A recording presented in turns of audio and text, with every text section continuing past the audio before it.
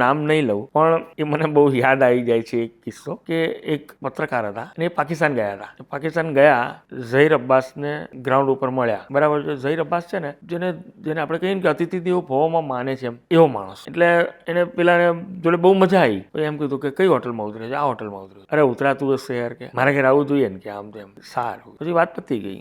તમે હોટલમાં જાઓ ને તમારી બેગ ના હોય, તમારી હાલત શું થાય? એણે રિસેપ્શનમાં જઈને પૂછ્યું કે અમારી બેગ નથી. એ પેલા એક કાર્ડ આપ્યું કે આ કાર્ડ ઉપર સંપર્ક કરો, અહીં તમારી બેગ છે. બરાબર. પેલું પિક્ચરમાં લાગે કોઈ બ્લેકમેલ કરવા માટે કોઈ દાણચોરે પકડી લીધા હશે, આમ હશે, એવો સીન. કાર્ડ ઉપર નામ વાંચ્યું ઝહીર અબ્બાસ. એટલે ખાલી કીધું નતું, એને કર્યું પણ ખરું. એટલે પછી એને વાત કરી કે તો હવે લેકિન એમણે કીધું છે કે તપાસ થાય ત્યારે એમને આ કાર્ડ આપજો અને પછી હોટલની ગાડીમાં મારા ઘેર મૂકી જજો. એમના ઘેર ગયા.